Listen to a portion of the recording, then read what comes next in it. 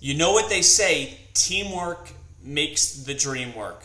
And the whole purpose of this module is one, to tell you who are the key players within your team, how to vet the players, and really what the value proposition is for these players.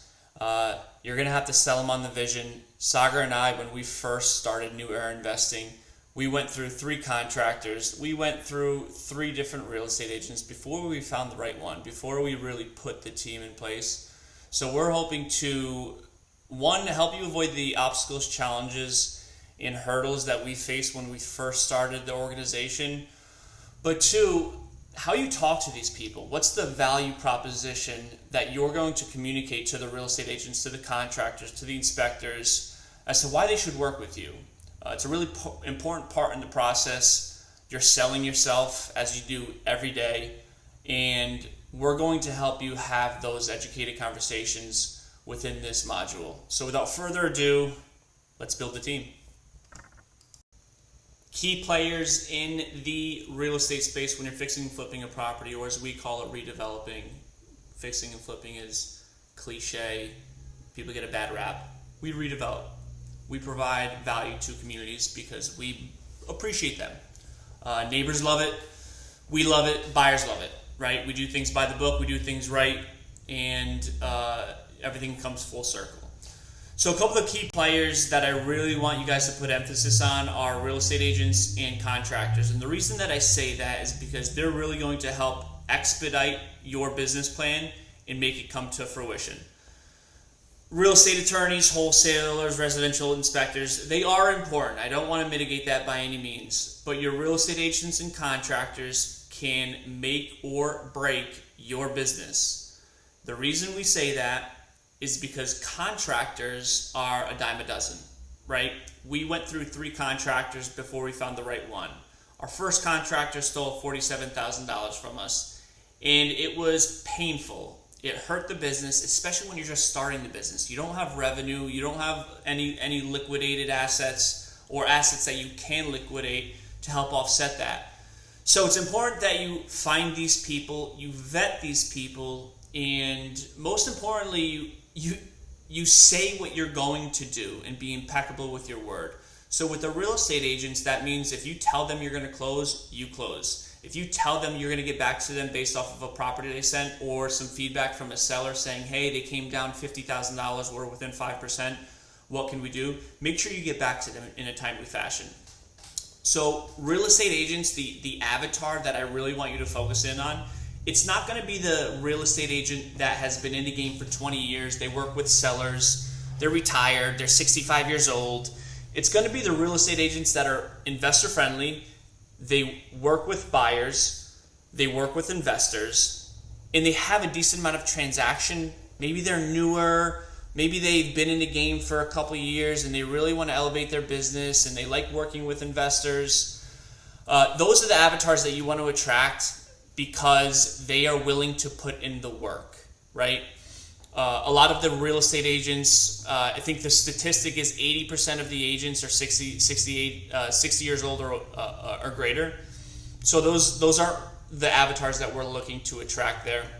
In terms of your general contractors, you have your builders, you have your carpenters that are good with kitchens, good with bathrooms. We want a general contractor that encompasses an entire scope of work within a home. That means roofing, siding, HVAC. They don't necessarily have to do it themselves. They can delegate out and subcontract out, but we want to make sure that they have the capacity and capability to be able to do an entire project, because on occasion we will buy something where we put $150,000 in. We're doing HVAC, we're doing roof, we're doing siding, we're doing a new plumbing stack, we're doing new electrical box, a new electrical panel.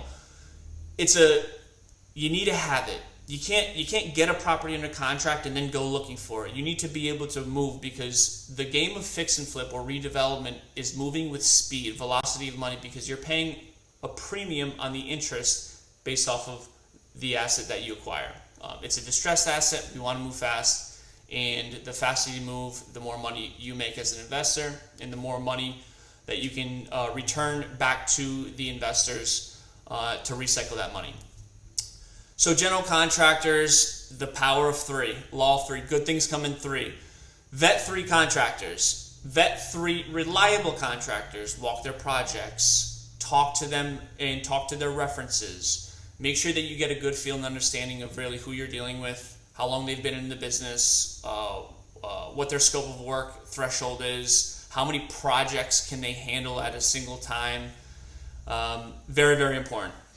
Real estate attorney or title company, it all depends on the state that you're in. In Connecticut, for example, we are a real estate attorney state, meaning the real estate attorney handles the legal documentation as well as pulling title and making sure that there's a clean title. It's more expensive in real estate attorney states, but it's important that you understand the difference. Versus Ohio, for example, where I bought 3 or 4 properties out in Akron and Cleveland, that's a title state. So when you get a PSA, a purchase and sale agreement under contract, we're sending that PSA to the title company, not to the real estate attorney. It's more affordable that way, but there could be some hiccups that come up simply because you're not being overseen by a real estate law attorney. These are a good resource for you. Your real estate agents probably have references. Your sphere of influence can offer references. And real estate agents, and we'll dive into this a little bit more in detail, real estate agents can be a deal source for you as well, which we will dive into. Wholesalers, dime a dozen, guys. Dime a dozen. Personal experience. But when you find somebody that you trust, their rehab is accurate, their ARV is not 50% inflated, keep them close, be impeccable with your word, and whatever the fee is, pay the fee. As long as your numbers make sense, you shouldn't worry about how much money they're making or they're not making, right? That's on them. They did a good job. They presented you an opportunity. You love the opportunity. The numbers make sense for you. Pay them and thank them later. Residential inspectors, these are people that are going to be making sure that you're not walking into a headache, right? So for us, we personally use residential property inspectors on anything that has to do with well or septic or structural issues within the foundation. We will use them occasionally, not all the time. The residential inspectors can also present opportunities to you, right? They walk properties that are beat up. It's a good source for lead flow. They won't come often, but sometimes it does come. But make sure that you get a good, reliable property inspector who has experience with the big ticket items such as septic, such as well. Can't tell you how many deals that Sagar and I have personally walked into and did a septic inspection and the entire system was shot. We had to get a quote to replace it, and these quotes come back $25,000, $30,000. So there's all of your returns, or majority of your returns, just gone away by doing one simple thing, which is replacing the septic inspection, at which point you have to try to retrade, and we can get into that dialogue later. Real estate agent, general contractor. Put emphasis on it. Take time to build these people and develop these teams and vet these people, because it is such a critical piece of your business. All right, we will see you at the next slide. I know you know the song, You Down with OPP? Yeah, you know me, you down with OPP? OPM, get used to it, other people's money. That's how we scale, that's how we buy properties. Starting off, you want to find your lender, right? That's a part of your team, it's a critical piece of your team. It's hard money lenders, it's private lenders. We're going to dive deeper into detail on those, how you can find them, what you're communicating to them, what documentation you need to attract them and get approved by them. But hard money lenders are a good way to start. That's how Sagar and I started when we first incorporated New Era Investing. It's not the cheapest route, but it is the path of least resistance when you are first starting out, when you have zero credibility to back you and you are looking to get into the fix and flip game. We have the contacts. We can introduce you to the contacts, so look no further. OPM is how you're going to scale this business, and I want you to get familiar with that term. A lender is a critical piece of this puzzle. It's important that you have them lined up. If you want to use your own money, by all means, use your own money. But I would rather buy 5 with $50,000 using other people's money versus one with $250,000. You might make a little bit more on $250 buying one, but you'll make a lot more based off the volume by buying 5. All right, this slide we're going to talk about what the pitch or the value proposition is for your team, right? First and foremost is your real estate agent, right? You might have a buddy that's a real estate agent, fine. You might have, your mom might know somebody that's a real estate agent. Keep in mind of the avatar that we're going to work with. Your buddy might not be the right fit because it's going to require some work. They're going to work for their money, but you're going to take into consideration their time to value, TTV, very important term. And first I want to start off with a story. 3 years ago, back when I didn't have all these gray hairs, I was a real estate agent. And when I first started off, you're going to take any type of client you can get, right? One being investors. So having these conversations with an investor or investors, they would send me 5 or 6 properties that they would want to go out and see on a Saturday, right? So first and foremost, it's calling the agent, getting some items that my investor client requested. What's the age of the HVAC system? What's the age of the roof? What's the age of the siding? Are there any structural defects? Is there any underground oil tanks? What are the issues that are presenting the property that aren't on paper, right? Takes a little bit of time to do. Not much, but takes a little bit of time. After that, set up a showing. So on a Saturday, 5 or 6 showings. We would drive to the properties. We would spend 30 minutes to an hour at each property. They would take notes, identify where there needs to be work done, whether it's the kitchen, the bathrooms. Do I need to add a half bath here? Do I need to replace the roof? Do I need new mechanicals? Do I need a mini split system or a new electrical panel? Are there any structural defects that I can see? All of that, each property. Keep in mind, driving to and from properties, right? To get back after a full day, because that does take a full day. Think about it, 5 properties, 30 minutes to an hour each property. Driving in between properties about 30 minutes. To get a call an hour or 2 after we walk the properties. Maddie, I'm looking to submit an offer at $75,000 below on this one, $50,000 below asking on this one, $100,000 below asking on this one, so on and so forth. Just to find out that we got outbid, and I wasted an entire day. Doing that process over and over again, every single week, I wanted to bash my head off the wall. Every single day. So, how do we resolve that? Well, we resolve that by, Agent Matt, we get it.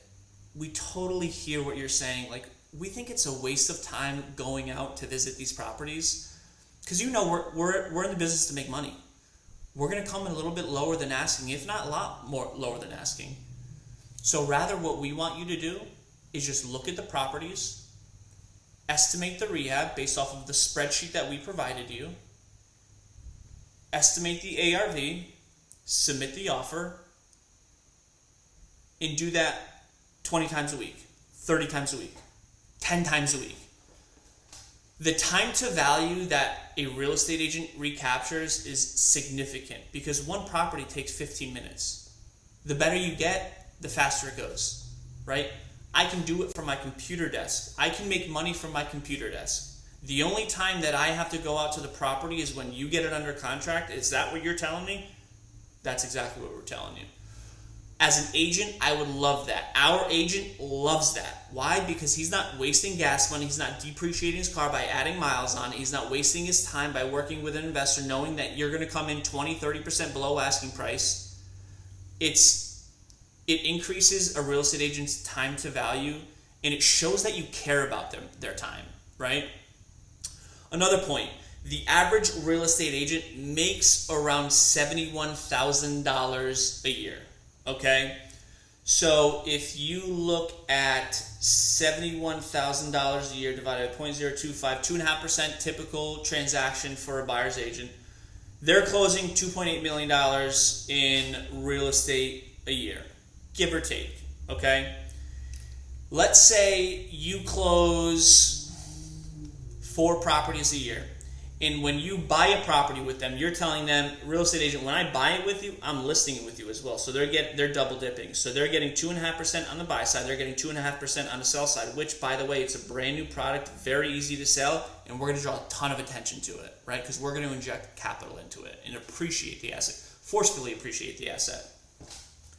You can literally double their income the first year from the computer.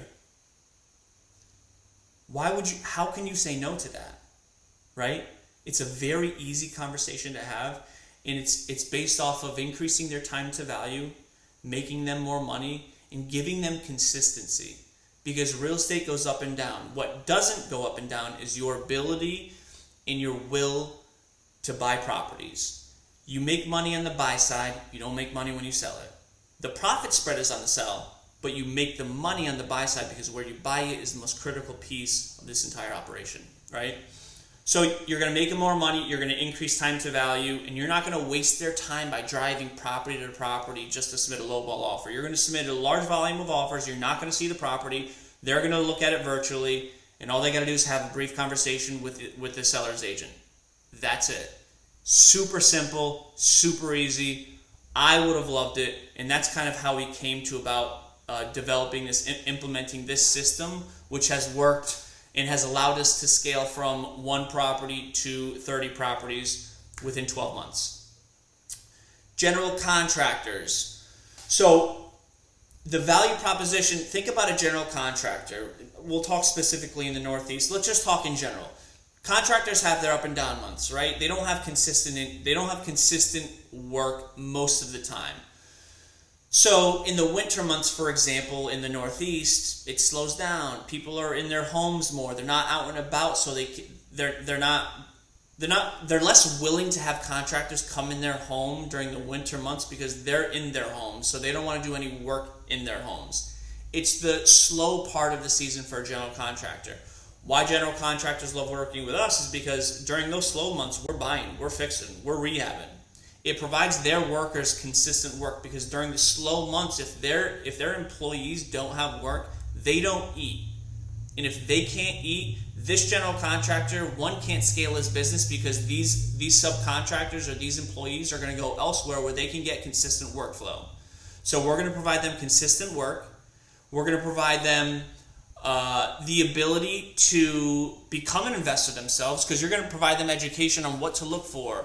Why improving a kitchen, what the ROI is in improving the kitchen, what the ROI is replacing the siding or adding HVAC, or how to count properties. General contractors, again, are a dime a dozen, so it's very, very important that you vet them, and it's very, very important that you take your time with the vetting process. Don't just jump the gun. Even if it's a referral, vet them. Hey, do you mind if I walk some of your projects? Any projects that are near completion that I can walk, I would love to take a look at it. They'd be happy to. If they're not hiding anything, talk to their references. Talk to investor references. See how the investors experience where we're working with the contractor. Find out the timeline to do an entire scope of work on a project. Is it going to take 2 months, 3 months? Does it depend on permits? Are they licensed? Are they bonded? Are they insured? All of these questions are very, very important when you're vetting contractors.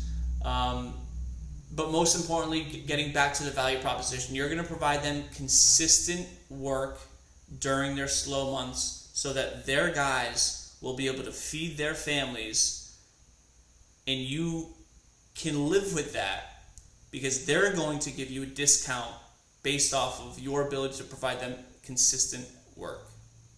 Okay?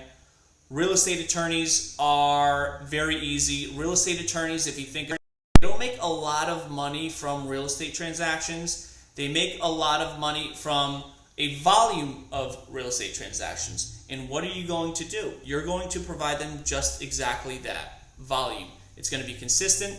You're always going to be buying. Whether it's 1 project, 2 projects, or 4 projects a year, you're going to be every single year. And in the process, you're going to be networking with other investors, with other real estate agents, with other contractors, and they're going to capture leads from your referrals. And the greatest way that one can provide value to somebody is putting money in their pocket, whether it's directly or indirectly. And what I mean by that is if your general contractor's buying a home, oh, you got to use my real estate law attorney. He's awesome. He's very fast. He answers the phone call. He answers any questions. He guides you step by step through the process, and it really is a game changer for you. What that looks like for you is real estate law attorneys are then going to be able to provide you opportunity, as mentioned before, and we're going to dive in deeper into detail what that looks like. But it's a synergistic relationship. Not only are they an asset to you, but you too are an asset to them, and I want you to keep that in mind. Wholesalers, the value proposition to wholesalers. Wholesaler, I have a firm commitment from my hard money lender. Again, you've never flipped a property, or maybe you've done one or two. So wholesalers, the good ones, are going to vet you as a buyer to ensure that you can close the property. It's very important that you stay impeccable to your word. You don't overpromise and underdeliver, right? Don't be afraid to give them the hard money lender you're working with. Don't be afraid to give them the proof of funds that you're working with.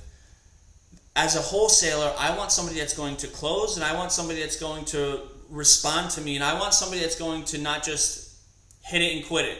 I want someone that's going to be buying every single year, because I'm going to be in this business every single year, and I'm going to have opportunities every single year. And if you can put more money in my pocket, I'm more inclined to give you an opportunity and give you the deal.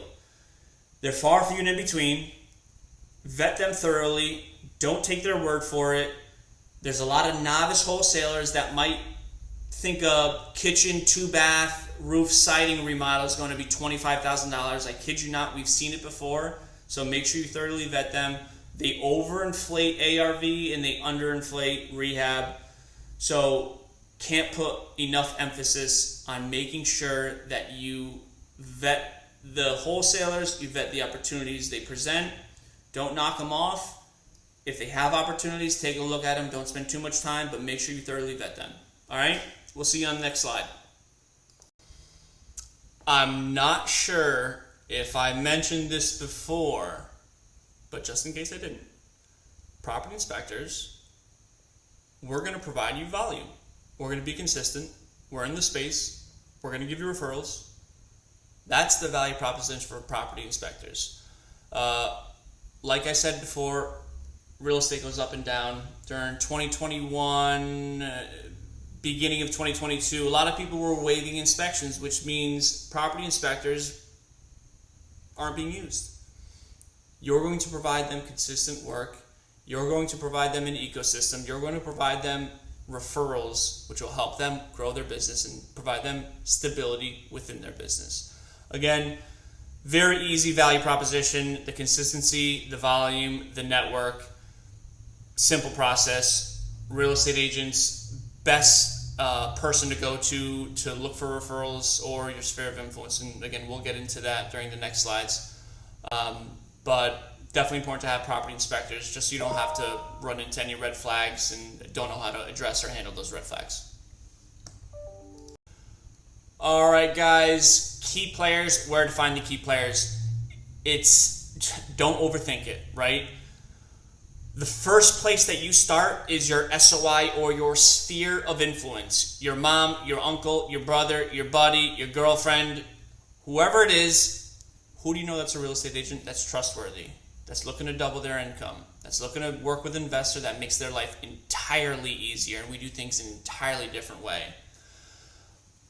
Sphere of influence is probably the easiest way to grow your team. But outside of that, let's say your sphere of influence doesn't have the referrals that you're looking for. Well, then go on Facebook forums, go on Bigger Pockets, go to real estate meetups, leverage people that are already in this space. You got to start talking to more people, because the more hands you shake, the more money you make. And it's very important to remember that. Reach out to people, have conversations with people, and you'll be very surprised to what breadcrumbs will be thrown your way.